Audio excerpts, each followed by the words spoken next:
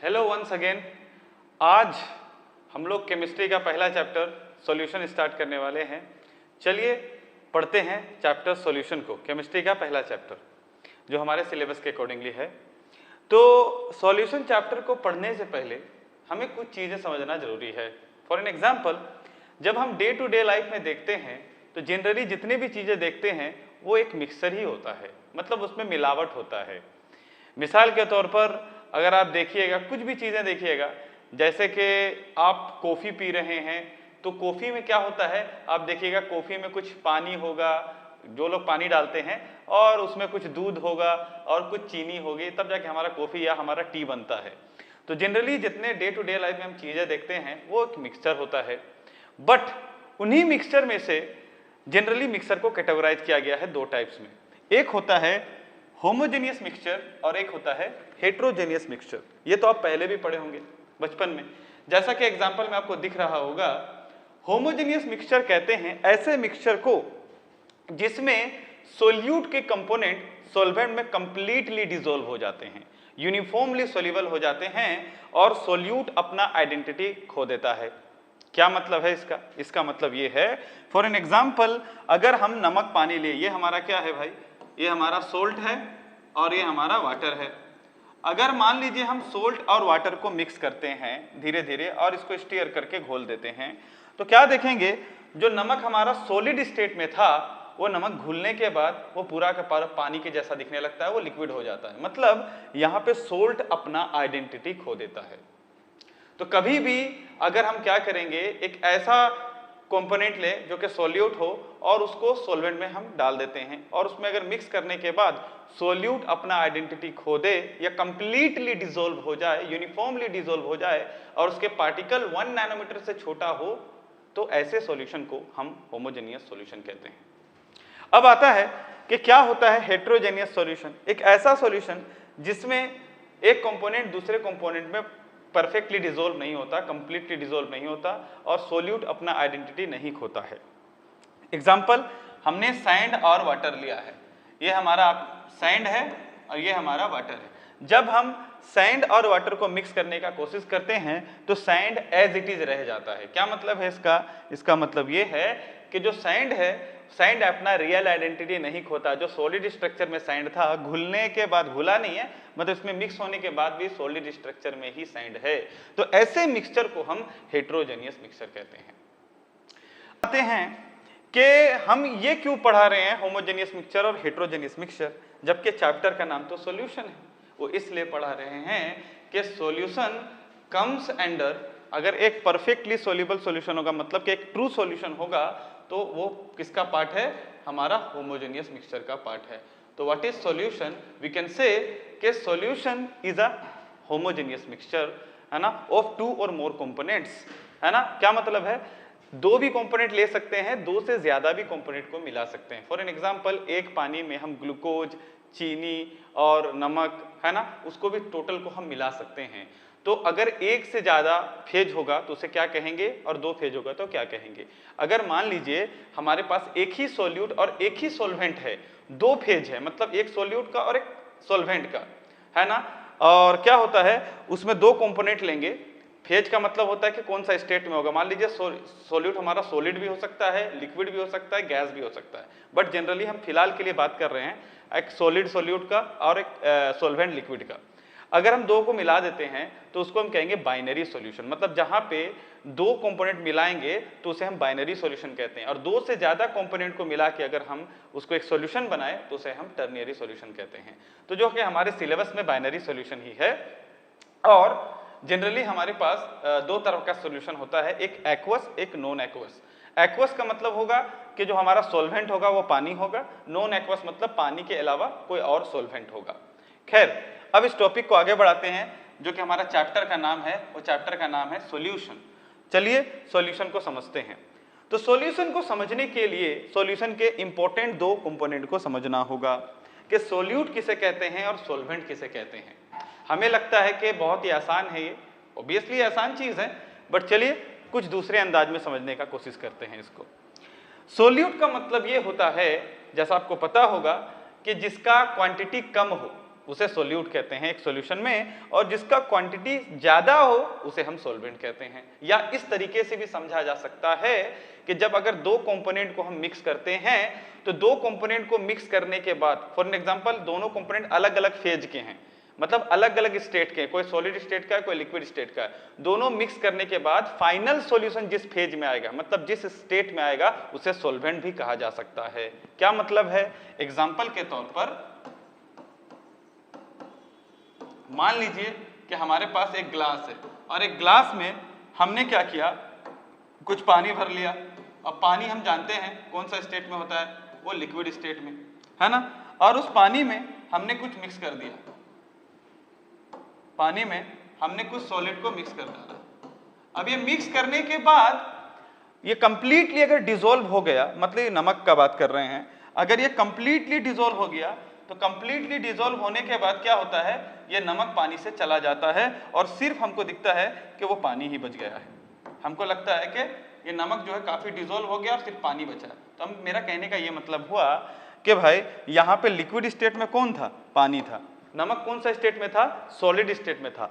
तो घुलने के बाद सॉल्यूशन का फाइनल स्टेट किस फेज में आया है, लिक्विड फेज में आया है। इसका मतलब लिक्विड फेज में इनिशियली कौन था, नमक था या पानी था, पानी था। इसलिए पानी जो कहलाएगा उसे हम सॉल्वेंट कहेंगे, क्योंकि फाइनल स्टेट जिसके टर्म में आता है उसे सॉल्वेंट कह सकते हैं। या फिर जिसका मात्रा बहुत कम हो, जिसका अमाउंट कम हो, उसे सॉल्यूट कहेंगे, और जिसका अमाउंट ज्यादा हो उसे सॉल्वेंट कहेंगे। एक छोटे से एग्जांपल देके समझाना चाहेंगे क्योंकि इसमें लोग कंफ्यूज हो सकते हैं। एग्जांपल है, मान लीजिए कि हमारे पास कार्बन डाइऑक्साइड के 44 ग्राम है और हमारे पास जो वाटर है वो हमारा 18 ग्राम है। अगर हम कार्बन डाइऑक्साइड को पानी में मिला दें तो सवाल यह है कि सोल्यूट कौन होगा और सोल्वेंट कौन होगा। तो आपको लग रहा होगा कि यहाँ पे जो कार्बन डाइऑक्साइड है, तो कार्बन डाइऑक्साइड क्या होगा, आपको देखने में लग रहा होगा, अरे सर कार्बन डाइऑक्साइड का मात्रा ज़्यादा दिख रहा है, अमाउंट ज़्यादा दिख रहा है। आपको ऐसा लग रहा होगा कि कार्बन डाइऑक्साइड का अमाउंट ज़्यादा क्योंकि 44 ग्राम है और यहाँ पे वाटर 18 ग्राम है। वजन में ज्यादा होने का मतलब ज्यादा कभी नहीं होता, कंफ्यूज मत होइएगा। यहाँ कार्बन डाइऑक्साइड सॉल्वेंट नहीं है, बल्कि कार्बन डाइऑक्साइड यहाँ पे सोल्यूट है और यहाँ पे वाटर सॉल्वेंट है। अब मन में सवाल आ रहा होगा कि ऐसा कैसे? वो इसलिए क्योंकि वाटर ज्यादा अमाउंट में है और कार्बन डाइऑक्साइड जो है वो कम अमाउंट में है। नहीं समझ में आया? कोई बात नहीं, एक एग्जाम्पल से, प्यारा सा एग्जाम्पल से समझाने का कोशिश करते हैं। ये पिक्चर को आप देखिए, जब ये पिक्चर को आप ध्यान से देखते हैं तो ये पिक्चर में आपको क्या दिखता है, ये जो मैन है वो ज्यादा वजन का है, भारी है ज्यादा। फॉर एन एग्जांपल अगर मान लीजिए हम इस आदमी का वजन मान लेते हैं, फॉर एन एग्जांपल ये आदमी का जो वजन है वो हमारा अराउंड 70 kg मान लेते हैं। ये आदमी का वजन 70 kg है और मान लेते हैं कि ये लेडी का जो वजन है हमारा वो अराउंड मान लेते हैं 60 kg है और ये बच्चे का जो वजन है हमारा अराउंड मान लेते हैं थोड़ी देर के लिए वो 8 kg का बच्चा है। तो जब इन दोनों को सम कर रहे हैं तो वी आर गेटिंग 68 kg, जबकि आदमी अकेला 70 kg का है। इसीलिए ये नीचे है सीसो में और ये दोनों बच्चे और माँ दोनों ऊपर है। तो इससे ये पता चला वजन में कम होने का मतलब, क्योंकि इन दोनों का वजन कितना है 68 ग्राम है, तो वजन में कम होने का ये कभी मतलब नहीं है कि अमाउंट में कम। वजन में कम का मतलब ये अमाउंट में कम नहीं, अमाउंट में तो ज्यादा, ये लोग दो है, ये अकेला है। तो अकेला होने के बाद भी वजन ज्यादा हो सकता है और एक से ज्यादा होने के बाद भी वजन कम हो सकता है। तो वही एग्जाम्पल जो था हमारा कार्बन डाइऑक्साइड में था। अब चलिए उस कार्बन डाइऑक्साइड से समझते हैं कि कैसे कार्बन डाइऑक्साइड जो है कम अमाउंट में है वजन में ज्यादा होने के बाद भी, और वाटर जो है ज्यादा अमाउंट में है वजन में ज्यादा होने के बाद भी।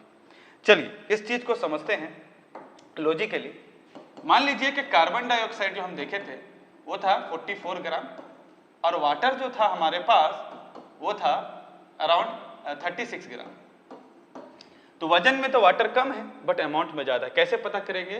क्योंकि 7 फंडामेंटल क्वांटिटी जो हम पढ़े थे उसमें अगर पता होगा आपको कि अमाउंट ऑफ सब्सटेंस को किसमें लिखते हैं, मोल्स में, वजन में नहीं। तो इसका मतलब ये हुआ कि अगर इसका मोल्स निकालेंगे, क्योंकि आपने 11 में पढ़ रखा होगा कि मोल्स कैसे कैलकुलेट करते हैं, given mass upon molar mass. अब यहाँ पे देख लीजिए, तो गिवन मास कितना है कार्बन डाइऑक्साइड का 44 ग्राम, और मोलर मास मतलब कार्बन डाइऑक्साइड का 1 मोल का मास अगर कैलकुलेट कीजिएगा, कार्बन का मास हो गया 12, ऑक्सीजन का मास हो गया 2 टाइम्स ऑक्सीजन का मास कितना होता है 16, ये हो गया आपका 44। तो आप देख सकते हैं कि ये भी 44 ग्राम है, इसका मतलब मोलर मास भी 44 ग्राम है। इसका मतलब कितना मोल हुआ, कार्बन डाइऑक्साइड के 1 मोल।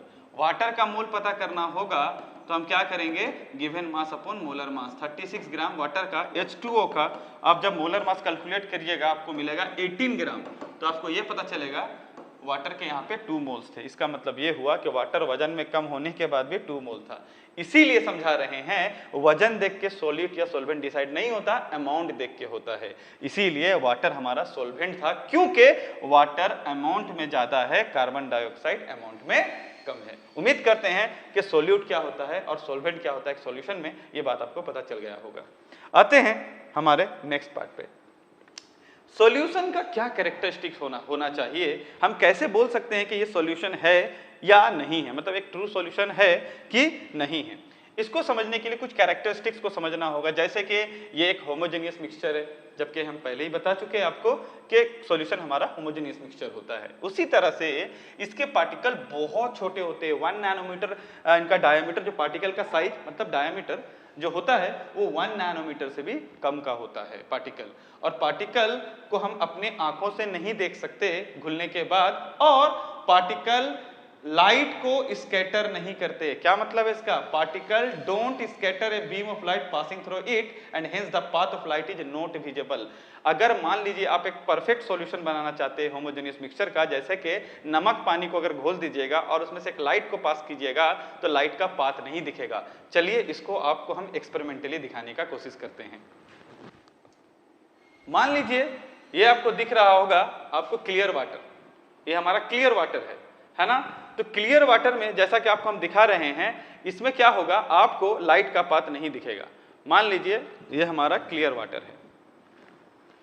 क्लियर वाटर में जैसे हम यहाँ पे लेजर लाइट को ऑन करते हैं और यहाँ पे इसको पास कराते हैं तो आपको सही से लाइट का पाथ दिख ही नहीं रहा होगा इसमें, है ना। जबकि मैंने लाइट ऑन कर रखा है तो इसमें फिर भी लाइट का जो पाथ होता है वो सही से दिख नहीं रहा है, मतलब लाइट सही से स्कैटर नहीं कर पा रहा है। बट इसी सेम को वो इसलिए नहीं कर पा रहा है क्योंकि यहाँ पे अगर मान लीजिए आप नमक मिला दीजिएगा या चीनी भी मिला दीजिएगा, आपको ऐसे ही दिखेगा, पाथ नहीं दिखेगा, इसीलिए उसको सॉल्यूशन कहते हैं। बट आपको क्या लगता है कि मान लीजिए कि हर वो चीज जो घुल जाए वो सॉल्यूशन है, तो ऐसा गलत फहमी में मत रहिएगा। फॉर एन एग्जांपल, ये जो आप देख रहे हैं मैंने इसमें आटा मिला रखा है और मैंने आटा को कुछ घोल लिया है, मैंने इसमें आटा मिला रखा है। ये क्लियर जो पानी था, पानी में मैंने आटा मिला रखा है। अब पानी में आटा मिलाने के बाद हमें ऐसा लगता है कि भाई ये कंप्लीटली सॉल्युबल हो गया, ऐसा लगता है, लेकिन ऐसा नहीं है। सॉल्यूशन होने के लिए क्या रूल होना चाहिए कि जब लाइट को पास करेंगे तो लाइट का पाथ नहीं दिखना चाहिए। लेकिन आप देख सकते हैं यहाँ लाइट का पाथ दिख रहा है और लाइट थोड़ा सा स्कैटर कर रहा है। तो स्कैटर इसलिए कर रहा है क्योंकि पार्टिकल 1 नैनोमीटर से बड़े हैं, और बड़े हैं जिसकी वजह से इसको कोलोइडल पार्टिकल कहते हैं, और इस इफेक्ट को हम कहते हैं टिंडल इफेक्ट। इसका मतलब यहाँ पे ये ट्रू सॉल्यूशन नहीं है क्योंकि लाइट इसमें स्कैटर कर रहा है। तो सॉल्यूशन होने के लिए क्या कंडीशन है कि लाइट स्कैटर नहीं करे, पाथ लाइट का विजिबल सही से नहीं हो, है ना। तो ये कुछ कैरेक्टरिस्टिक्स है और उनमें से इनको सेपरेट नहीं किया जा सकता, है ना। Even if you can not filter it, अगर फिल्टर भी करना चाहेंगे तो एक सॉल्यूशन का मिक्सचर को आप सेपरेट नहीं कर सकते। लेकिन अगर एक हेट्रोजेनियस मिक्सचर हो, for example sand and water हो, तो फिल्टर करने से सैंड अलग पानी अलग हो जाएगा। लेकिन होमोजेनियस मिक्सचर में आप जैसे मान लीजिए ग्लूकोज को पानी में डाल दिए और घोल दिए, तो आप उसको होमोजेनियस, वो तो होमोजेनियस मिक्सचर हो गया, और उसको आप क्या करेंगे, आप फिल्टर भी करेंगे तो ग्लूकोज पानी से कंप्लीटली अलग नहीं हो पाएगा। तो यह था हमारा कैरेक्टरिस्टिक ऑफ सॉल्यूशन। आते हैं हमारे नेक्स्ट पार्ट पे। ये मैंने इसलिए दे रखा है क्योंकि ये इससे क्वेश्चंस बहुत बार एग्जाम में आते हैं और इससे 1 मार्क क्वेश्चन आता है। ये एनसीईआरटी का बहुत ही इंपॉर्टेंट चार्ट है जिसमें लिखा है कि टाइप्स ऑफ सॉल्यूशन, हमारा सॉल्यूशन के कितने टाइप्स हो सकते हैं। तो भाई सॉल्यूशन हमारा गैसियस सॉल्यूशन भी हो सकता है, लिक्विड सॉल्यूशन भी हो सकता है एंड सॉलिड सॉल्यूशन भी हो सकता है। कब कहेंगे कोई भी सॉल्यूशन को गैसियस सॉल्यूशन, गैसियस सॉल्यूशन उस सॉल्यूशन को कहेंगे जिसमें सोल्वेंट हमारा गैसियस स्टेट में होना चाहिए, चाहे सोल्यूट हमारा कोई भी स्टेट में हो, लेकिन सोल्वेंट गैसियस स्टेट में होना चाहिए। उसी तरह से लिक्विड सॉल्यूशन उसे कहेंगे कि सोल्यूट कोई भी स्टेट में हो, लेकिन सोल्वेंट हमारा लिक्विड स्टेट में होना चाहिए। उसी तरह से सॉलिड सॉल्यूशन में सोल्वेंट हमारा सॉलिड स्टेट में होना चाहिए। और इसके एग्जांपल्स हमारे क्वेश्चन एग्जाम में आते हैं, तो आपको ये चार्ट याद करना होगा। एग्जांपल के तौर पर गैस इन गैस, मतलब सोल्वेंट भी गैस है और सोल्यूट भी गैस है, ऐसा मिक्सचर कहाँ देखने को मिलता है, ऐसा सॉल्यूशन देखने को कहाँ मिलता है? उसका एग्जांपल क्या है? Mixture of oxygen and nitrogen gas. आपको पता होगा कि एटमॉस्फेयर में 78% जो है हमारा नाइट्रोजन गैस है, 21% हमारा ऑक्सीजन गैस है। तो ज्यादा में कौन हुआ? नाइट्रोजन गैस, जो कि सोल्वेंट है, गैस सोल्वेंट है, और सोल्यूट भी यहाँ सोल्वेंट है। बट इंपॉर्टेंट क्या है? सोल्वेंट क्या है? सोल्वेंट गैस है, तो इसका मतलब ये हुआ सॉल्यूशन हमारा गैसियस हो जाएगा। उसी तरह और कहीं से भी आप एक एग्जांपल ले सकते हैं। फॉर एन एग्जांपल आप ले सकते हैं एग्जांपल लिक्विड इन लिक्विड का, है ना। लिक्विड में क्या है? इथेनॉल। जब हम डिसॉल्व करेंगे किसमें? वाटर में डिसॉल्व करेंगे। तो जब हम इथेनॉल को वाटर में डिसॉल्व कर रहे हैं, है ना, इथेनॉल भी लिक्विड होता है, पानी भी लिक्विड होता है। अच्छा, यहाँ पे पानी क्या है? सोल्वेंट है, क्योंकि इथेनॉल का कम मात्रा डालते हैं, पानी कंपैरेटिवली ज्यादा मात्रा में होता है, इसीलिए हम यहाँ पे पानी को क्या कहेंगे? सोल्वेंट कहेंगे। तो कुछ मिक्सचर में, जैसे कि आप हेट्रोजेनियस मिक्सचर का ही बात कर लें, तो हेट्रोजेनियस मिक्सचर में अगर आप आटा, जैसे हम लोग घर में लेडीज लोग क्या करते हैं, आटा को जब गूंथती हैं तो क्या होता है, जहाँ आटा में हम लोग पानी मिलाते हैं, तो पानी मिलाने के बाद क्या होता है, जब आटा डो बन जाता है पूरा, तो वो जो फाइनल प्रोडक्ट किसके टर्म में आ जाता है? सॉलिड के टर्म में आ जाता है। तो इसलिए हम कहेंगे वहाँ पे मात्रा ज़्यादा किसका था? आटे का था, जो कि सॉलिड फॉर्म में पाउडर होता है, और पानी जो लिक्विड फॉर्म में होता है। तो यहाँ पे आटा हमारा सॉल्वेंट था और पानी हमारा सोल्यूट था। इसीलिए ऐसा गलतफहमी में मत रहिएगा कि पानी हमेशा सॉल्वेंट होगा। इंपॉर्टेंट है कि ज़्यादा मात्रा किसका और फाइनल रिजल्ट किस फेज में आया है। खैर, इसे याद कर लीजिएगा, ये बहुत ज़्यादा इंपॉर्टेंट चार्ट है। उसके बाद हम आते हैं कंसंट्रेशन टर्म्स, जो आज का हमारा लास्ट टॉपिक होगा। अब ये कंसंट्रेशन टर्म्स क्या है ना, समझना होगा। फॉर एन एग्जांपल, अब तो हम बात कर लिए सॉल्यूशन का, है ना, लेकिन सॉल्यूशन हमारा डे टू डे लाइफ में कैसे एप्लीकेशन में आता है उसको समझना होगा इन कंसंट्रेशन टर्म्स से। मतलब फॉर एन एग्जांपल, जब आप देखे होंगे, कभी आप मेडिसिन को देखिएगा, मेडिसिन के डब्बों को देखिएगा, सिरप को देखिएगा, उसमें सिरप में लिखा रहता है कि W/V परसेंटेज लिखा रहता है, वेट बाय वॉल्यूम परसेंटेज या मास बाय वॉल्यूम परसेंटेज में कुछ हमारा कंटेंट दिया रहता है कि इतना मास इसमें एक गिवन वॉल्यूम में मिलाया हुआ है सिरप में। तो इसका मतलब ये हुआ कि कुछ मास को एक गिवन वॉल्यूम में बताना एक कंसंट्रेशन है। उसी तरह के टोटल मास में एक छोटे से मास को बताना भी एक कंसंट्रेशन टर्म है। मतलब क्या हुआ, फॉर एन एग्जांपल, एक गिवन मास में कोई चीज कितना मास में प्रेजेंट है, एक गिवन मोल में एक चीज कितने मोल में प्रेजेंट है, एक गिवन वॉल्यूम में कोई कितना मोल्स प्रेजेंट है, तो इनको कहते हैं कंसंट्रेशन। मतलब एक गिवन अमाउंट में किसी चीज का कितना अमाउंट प्रेजेंट है, इसको कंसंट्रेशन कहते हैं। और कंसंट्रेशन जो टर्म्स होते हैं, कुछ टेम्परेचर डिपेंडेंट होते हैं और कुछ टेम्परेचर इंडिपेंडेंट होते हैं। मतलब किसी का कंसंट्रेशन को, किसी के अमाउंट को टेम्परेचर पे वो डिपेंड करते हैं, मतलब टेम्परेचर से उनको फर्क पड़ेगा, और किसी को टेम्परेचर से कोई लेना देना नहीं। एग्जांपल, इनमें से जो सबसे पहले कंसंट्रेशन टर्म हम आपको लिखा रहे हैं, जो टेम्परेचर डिपेंडेंट है, वो है आपका mass by volume percentage. Mass by volume percentage क्या मतलब है इसका? मास बाय वॉल्यूम परसेंटेज का क्या मतलब है? एग्जांपल के तौर पर इस तरह दिया रहता है कि इसको लिखने का तरीका ऐसा भी होता है, मास बाय वॉल्यूम परसेंटेज को ऐसे भी लिखा हुआ रहता है, W/V percentage. Mass by volume percentage को W/V परसेंटेज दिया। एग्जांपल, मान लीजिए आपको दिया हुआ है 10% W/V ग्लूकोज सॉल्यूशन, इस तरह से दिया है। इसका क्या मतलब समझेंगे हम? 10% W/V ग्लूकोज सॉल्यूशन का क्या मतलब है? इसका मतलब ये है कि 10 gram of glucose is present in 100 ml of solution। इसका ये मतलब है। तो इसको लिखने का ऐसा तरीका होता है, 10% W/V का मतलब होता है कि हर 100 ml सॉल्यूशन में 10 ग्राम ग्लूकोज प्रेजेंट है। तो इसका यही मतलब है। और आप देखिएगा मेडिसिन का डब्बा में इसी तरह से लिखा हुआ रहता है। इसका मतलब हुआ कि कितना मास ग्लूकोज प्रेजेंट है गिवन वॉल्यूम ऑफ सॉल्यूशन में, इसीलिए इसको कंसंट्रेशन टर्म कहते हैं, मास बाय वॉल्यूम। क्योंकि इसमें वॉल्यूम वाला शब्द आ रहा है इसलिए ये टेम्परेचर पे डिपेंड करेगा। फॉर एग्जांपल अगर गर्म कर देंगे या ठंडा कर देंगे तो उसका वॉल्यूम में भी उतार चढ़ाव आने लगेगा, इसीलिए कंसंट्रेशन में भी चेंज आएगा। तो इसको कैसे न्यूमेरिकल पे सोल्व करते हैं, क्वेश्चन कैसे आता है, question weight by volume percent से आएगा कि mass of solute divided by total volume of solution into 100, इसी को कहते हैं मास बाय वॉल्यूम परसेंटेज। कैसे लिखते हैं, वेट बाय वॉल्यूम परसेंटेज का मतलब इक्वल टू क्या होता है, mass of solute divided by total volume of solution into 100, ये आपको न्यूमेरिकल में काम आएगा। तो ये रहा हमारा पहला पॉइंट, प्लीज इसे याद रखिए, नहीं तो स्क्रीनशॉट कर लीजिए क्योंकि मैं मिटाने वाला हूं। तो ये हो गया हमारा मास बाय वॉल्यूम परसेंटेज, इसमें पहला कंसंट्रेशन टर्म्स। आगे बात करते हैं हमारा कुछ दूसरा कंसंट्रेशन टर्म्स जिसे हम कहेंगे वॉल्यूम बाय वॉल्यूम परसेंटेज।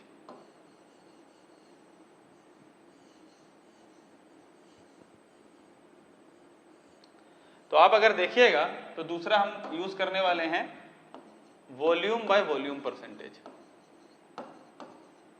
जिसको हम V बाय V परसेंटेज लिखेंगे। इसका क्या मतलब है, उसी तरह से एग्जांपल ले लेते हैं, हम लिख लेंगे 12% या फिर ऐसे लिख देंगे 12% V by V ethanol solution, है ना। इसका मतलब ये हुआ कि क्योंकि वॉल्यूम बाय वॉल्यूम है तो लिखेंगे 12 मिलीलीटर, क्योंकि जनरली हम मिलीलीटर में बताते हैं, 12 millilitre of ethanol is present in 100 ml of solution. अच्छा बच्चे एक अक्सर गलती कर देते हैं, यहाँ लिख देते हैं कि 100 ml ऑफ वाटर। हाँ ठीक है, यहाँ पे लिखा हुआ है इथेनॉल सॉल्यूशन का मतलब एक्वस सॉल्यूशन होगा, क्योंकि और कुछ मेंशन तो है नहीं सॉल्वेंट, एक्वस ही होगा। बट प्रॉब्लम क्या है, बच्चे यहाँ 100 ml ऑफ वाटर लिख देते हैं, जबकि 100 ml वाटर नहीं होगा, क्योंकि वाटर सॉल्वेंट है। यहाँ बात कर रहे हैं सॉल्यूशन का। तो अगर मान लीजिए सॉल्यूशन 100 ml है और ये 12 ml है, तो आप इससे माइनस कर लीजिए, जितना आएगा वही वाटर का अमाउंट होगा, दैट इज 88, है ना, 88 ml आ जाएगा। खैर, तो ये हमारा था वॉल्यूम बाय वॉल्यूम परसेंटेज। वही फॉर्मूला है volume of solute divided by total volume of solution into 100, जो कि आप पहले भी 11th में पढ़े हैं, इसीलिए मैं ज्यादा डिटेल में इसको नहीं बता रहा हूं। आगे देखिए, अब इसके बाद आते हैं वॉल्यूम बाय वॉल्यूम परसेंटेज के बाद सबसे पहले क्या पढ़े हम लोग, मास बाय वॉल्यूम परसेंटेज, फिर पढ़े वॉल्यूम बाय वॉल्यूम परसेंटेज। उसी तरह से और कौन होगा जो टेम्परेचर डिपेंडेंट होगा, बहुत इंपॉर्टेंट है, वो है हमारा मोलारिटी।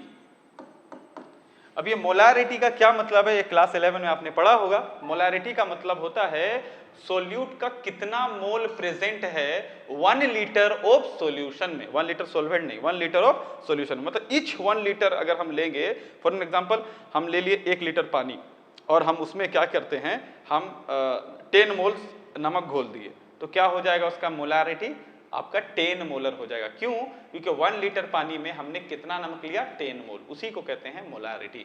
मतलब एक सोल्यूट का कितना मोल प्रेजेंट है एक 1 लीटर ऑफ सॉल्यूशन में, है ना। तो क्या फॉर्मूला है मोलारिटी का, moles of solute divided by volume of solution in litre, total लिखने की जरूरत नहीं है, volume of solution in litre, litre में होना जरूरी है ना।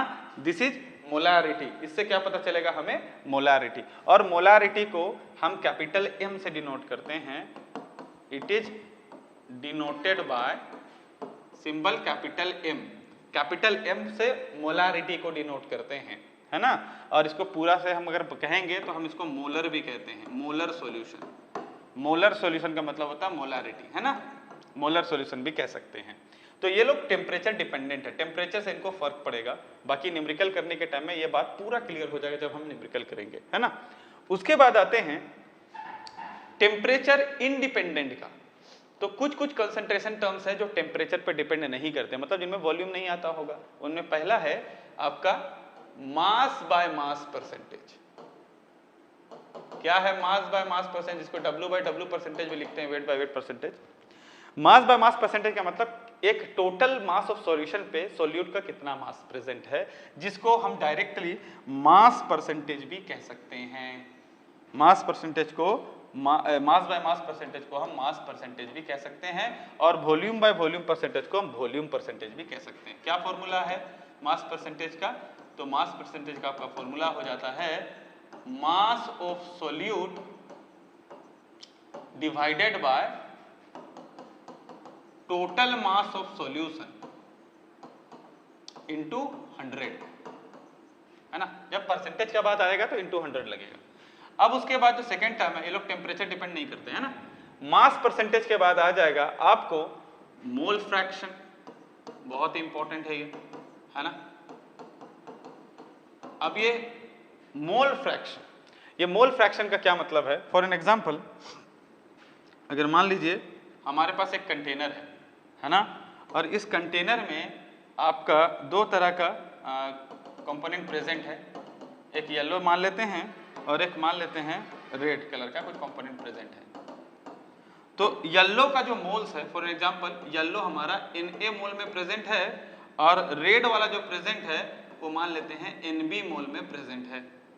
अगर पता करना है कि भाई येलो वाला का अमाउंट कितना है गिवन अमाउंट में, for an example total moles में येलो का मोल्स कितना है, that is mole fraction of Na, है ना। उसी तरह से बी का मोल्स कितना है टोटल मोल्स में, that is mole fraction of B. कैसे लिखते हैं? ये सिंबल से लिखते हैं, इसको फिजिक्स में हम चाय बोलते हैं, अब बाकी देख लीजिएगा, है ना। अगर मान लीजिए ये हो जाएगा आपका mole fraction of A. What is mole fraction of A? That is mole of A whole divided by total mole of solution. क्या मतलब हुआ कि टोटल मोल ऑफ सॉल्यूशन में से ए के कितने मोल्स प्रेजेंट है। उसी तरह से आप चाय बी को लिख सकते हैं, क्या लिख सकते हैं? Moles of B divided by total moles of solution.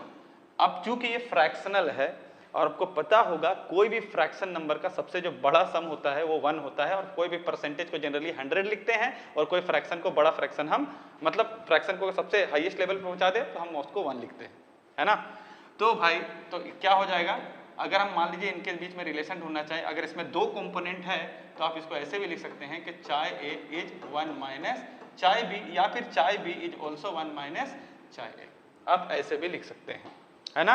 एक को निकाल लीजिए, 1 से कैलकुलेट कर लीजिएगा, बट एक से ज्यादा अगर कंपोनेंट हुआ तो भाई अलग अलग निकालना पड़ेगा। 2 को निकाल लीजिएगा और फिर 1 से दोनों का सम को माइनस कर सकते हैं, कोई नहीं, न्यूमेरिकल में समझेंगे, है ना। तो ये हो गया मोल फ्रैक्शन। फाइनली बात करते हैं मोलालिटी पे। क्या होता है मोलालिटी, है ना, कंफ्यूज मत होइएगा मोलारिटी पे और मोलालिटी पे। मोलालिटी क्या होता है कि सॉल्यूट का कितना मोल्स प्रेजेंट है सोल्वेंट के 1 kg में। मतलब अगर 1 kg सोल्वेंट लेंगे तो 1 kg सोल्वेंट में सोल्यूट के कितने मोल्स प्रेजेंट है, उसी को कहते हैं मोलालिटी। सोल्वेंट के, याद रहे, सोल्वेंट के 1 kg में सोल्यूट के कितने मोल्स, ना कि सॉल्यूशन के, है ना। तो क्या फॉर्मूला हो जाएगा? Number of moles of solute divided by mass of सोल्वेंट in KG. ये बहुत जरूरी है ना, कि 1 kg सोल्वेंट में सोल्यूट के कितने मोल्स प्रेजेंट है, that is known as molality, है ना। और मोलालिटी को सिंबल स्मॉल m से डिनोट किया जाता है। It is denoted by small m, और इसको हम कहते हैं मोलल सॉल्यूशन। मोलल सॉल्यूशन इसको कहते हैं मोलर सॉल्यूशन, है ना। तो ये था हमारे कुछ इंपॉर्टेंट कंसंट्रेशन टर्म्स जो हम न्यूमेरिकल में यूज करने वाले हैं। चलिए 1-2 न्यूमेरिकल करते हैं, उसके बाद क्लास को खत्म करते हैं। आप जैसा कि देख रहे होंगे यहाँ पे question, what amount of water is required to make 10% ethanol in water solution using 10 ml of pure ethanol. क्या है question? What amount of water is required. अच्छा, यहाँ पे अमाउंट से यहाँ पे था actually question what volume of water is required है। अमाउंट मतलब यहाँ पे वॉल्यूम लिया गया है ना। क्वेश्चन में है कि what volume of water is required to make 10% ethanol in water, 10% ethanol in water, है ना, solution using 10 ml of pure ethanol. अब थोड़ा ध्यान समझना होगा कि ये क्वेश्चन किससे पूछा गया है। तो यहाँ पे व्हाट वॉल्यूम पूछा रहा वाटर का वाट वॉल्यूम पूछ रहा है और इथेनॉल का भी दिया हुआ है कि 10 ml प्योर इथेनॉल। 10 ml मतलब ये भी वॉल्यूम है, तो ये क्वेश्चन हमारा वॉल्यूम बाय वॉल्यूम परसेंटेज से है। कैसे समझेंगे, वो दिया हुआ है ना। अब यहाँ पे 10% इथेनॉल, यहाँ पे दिया 10% इथेनॉल इन वाटर सॉल्यूशन, मतलब वॉल्यूम बाय वॉल्यूम दिया हुआ है। तो हम सबसे पहले क्या लिखेंगे, गिवन में लिखेंगे। क्या दिया है गिवन में, हमारा वॉल्यूम क्या दिया हुआ है, 10% volume by volume ethanol solution. अब मैंने जैसा कि पहले भी मैं बता चुका हूं कैसे लिखते हैं, इसका लिखने का तरीका है, हम लिखेंगे लेट 10 अच्छा, चूंकि यहाँ पे और एक बात क्लियर कर चुका है कि यहाँ पे भाई हमारा जो इथेनॉल है वहाँ पे प्योर इथेनॉल वो 10 ml है, वो पहले भी लिख चुका है। तो एक काम करते हैं, इसको डायरेक्ट फॉर्मूला पे सोल्व करते हैं, ज़्यादा डिफिकल्ट नहीं बनाते हैं, डायरेक्ट फॉर्मूला पे पुट करते हैं। क्या फॉर्मूला था वॉल्यूम बाय वॉल्यूम परसेंटेज का, volume of solute divided by total volume of solution into 100, ये हमारा क्वेश्चन था। तो भाई वॉल्यूम बाय वॉल्यूम परसेंटेज कितना दिया हुआ, 10 दिया हुआ है ना। और हमें क्या निकालना था, किसका निकालना था, हमें वॉल्यूम ऑफ सॉल्यूट नहीं, वॉल्यूम ऑफ सॉल्वेंट निकालना। क्या बोल रहा है, what volume of water is required, तो हमें वाटर का वॉल्यूम निकालना है, ना कि इथेनॉल का, क्योंकि इथेनॉल का वॉल्यूम तो दिया है। अब चूंकि ये इथेनॉल का वॉल्यूम दिया है तो लिख देंगे ऊपर में 10 ml। अच्छा, अब यहाँ पे टोटल वॉल्यूम ऑफ सॉल्यूशन क्या लें, है ना। तो चूंकि हम ये परसेंटेज में समझा रहे हैं आपको, और अगर यहाँ पे परसेंटेज में दे रखा है तो हमें बहुत ही ईजी है, देख के पता चल रहा है अगर 10 ml का यहाँ पे 10% है तो ऑब्वियसली सॉल्यूशन का वॉल्यूम जो होगा वो 100 ml होगा। बट कोई बात नहीं, अगर आपको फिर भी कंफ्यूजन है तो आप डायरेक्टली सोल्व कर सकते हैं। टोटल यहाँ लिख देंगे total volume of solution into 100। तो हमें क्या निकालना है, टोटल वॉल्यूम। चलिए मान लेते हैं कि टोटल वॉल्यूम ऑफ सॉल्यूशन को VSOL से लिखते हैं, इतना लंबा कौन लिखेगा, इसको इधर लेके आ जाते हैं। तो ये जो टर्म है उसके जगह में चला जाएगा, ये क्या हो जाएगा 10/10 इनटू, पहले से क्या था वहाँ पे 100 था, तो हमें पता चला कि वॉल्यूम ऑफ जो सॉल्यूशन है वो हमारा 100 ml है। लेकिन क्वेश्चन में क्या पूछा था, what volume of water is required, तो वॉल्यूम ऑफ सॉल्यूशन है, हमें क्या निकालना है, वॉल्यूम ऑफ सॉल्वेंट निकालना, मतलब वॉल्यूम ऑफ सॉल्वेंट निकालना, मतलब वाटर निकालना। कैसे निकालेंगे, volume of solution minus volume of solute. तो वॉल्यूम ऑफ सॉल्यूशन कितना हो गया 100 ml, और वॉल्यूम ऑफ सोल्यूट कितना हो गया हमारा 10 ml, जो कि हमारा दिया हुआ है 10 ml pure ethanol, that is equal to 90 ml। So 90 ml is the answer. उसी तरीके से ये क्वेश्चन हमारा वॉल्यूम बाय वॉल्यूम परसेंटेज से था। उसी तरह से ये तो बहुत इजी क्वेश्चन है, एनसीईआरटी में मिल जाएगा आपको। ये एक क्वेश्चन कर लेते हैं, मोल फ्रैक्शन पे क्वेश्चन। हम स्टेप बता देते हैं आपको, फर्दर आप कैलकुलेशन कर लीजिएगा। यहाँ पे क्या स्टेप है इस सॉल्यूशन को करने के लिए, calculate the mole fraction of benzene in solution containing 30% by mass. यहाँ पे दिया 30% बाय मास का मतलब हुआ mass by mass percentage in CCl4। किसमें, इन CCl4। इन CCl4 का मतलब CCl4 में बेंजीन को मिलाया गया है ना। तो इसका मतलब बेंजीन हमारा क्या हो गया, सोल्यूट हो गया, और CCl4 हमारा हो गया सॉल्वेंट। तो क्या दिया हुआ है, calculate the mole fraction of benzene in A solution containing 30% by mass in CCl4, मतलब बेंजीन का 30% बाय मास प्रेजेंट है किसमें, CCl4 में। तो इसका मतलब ये हुआ कि अगर हम मास परसेंटेज निकालें, है ना, मास परसेंटेज किसका, बेंजीन का C6H6 का, वो कितना दे रखा है 30% दे रखा है। तो इसका क्या मतलब हुआ, क्योंकि और कुछ इंफॉर्मेशन नहीं है तो इसमें हम क्या लिखेंगे, it means let, it means लिखने की जरूरत नहीं है, लेट लिखिएगा, लेट 30, चूंकि मास बाय मास परसेंटेज में तो लिखना होगा 30 ग्राम ऑफ C2 आपका C6H6 is present in 100 gram of solution. Solution 100 gram, solvent है वो, तो फिर सॉल्वेंट का कितना हो जाएगा मास, है ना, मास ऑफ सॉल्वेंट क्या हो जाएगा, मास ऑफ सॉल्वेंट हो जाएगा mass of solution minus mass of solute, that is 70 ग्राम आपका आ जाएगा मास ऑफ CCl4। ये आपका हो गया CCl4 का मास। तो जब आपने मास निकाल ही लिया है तो मोल फ्रैक्शन निकालने में फिर क्या हार्ड है, आपको क्या करना होता है, अगर आपने मास निकाल लिया तो आपको पहले मोल्स निकालने होंगे, फिर अगर मोल्स निकाल लिया तो आप मोल्स फ्रैक्शन निकाल सकते हैं। कैसे निकालना है, बहुत ही सिंपल सा तरीका है। अगर आपको बेंजीन का मोल्स निकालना है, सपोज लेट्स से कि Nb is moles of benzene, थोड़ा देर के लिए समझ लीजिए। लेट्स से कि Nb is moles of benzene, कैसे निकालेंगे? Given mass by molar mass. तो गिवन मास क्या एज्यूम किया? 30% को 30 ग्राम, तो हम लिखें given mass that is 30 gram divided by molar mass of benzene. Just calculate, C6H6 को कितना आएगा, है ना, 12 छके 72 से 78, कितना आएगा? 78 ग्राम। तो आप यहाँ पे 78 ग्राम पुट कर दीजिए। उसी तरह से आप मान लेते हैं कि हमारा कार्बन टेट्राक्लोराइड को मान लेते हैं C से डिनोट कर रहे हैं, आप पूरा लिख लीजिएगा, है ना। तो कार्बन टेट्राक्लोराइड का मोल्स निकालना है, कैसे निकालेंगे? गिवन मास, गिवन मास कितना दे रखा है? 70 ग्राम डिवाइडेड बाय क्या दे रखा है भाई? Given mass by molar mass. अब ये मोलर मास कितना होगा कार्बन टेट्राक्लोराइड का, आप कैलकुलेट कर लीजिए। CCl4 का कार्बन का मास 12, क्लोरीन का 35.5 टाइम्स 4, आप कैलकुलेट कर लीजिए, you will be getting perhaps 154 ग्राम। आप चेक कर सकते हैं, मैंने डायरेक्ट कह दिया, है ना। तो आप ये आ जाएगा आपका 154 ग्राम। तो जब इसको आप सोल्व कीजिएगा तो यहाँ पे आपको Nb मतलब बेंजीन का मोल निकल जाएगा, फिर आपको यहाँ पे कार्बन टेट्राक्लोराइड का मोल निकल जाएगा। फिर आपको क्या करना है? कुछ नहीं भाई, मोल फ्रैक्शन निकालना है अगर बेंजीन का, तो आपको क्या फॉर्मूला है? Simply Nb by Nb plus Nc, बस ये फॉर्मूला में पुट कर दीजिए and directly calculate the mole fraction of benzene. और उसी से अगर कार्बन टेट्राक्लोराइड को कैलकुलेट करना चाहते हैं, जस्ट 1 से माइनस कर दीजिए। आज के लिए इतना ही काफी, दैट्स ऑल।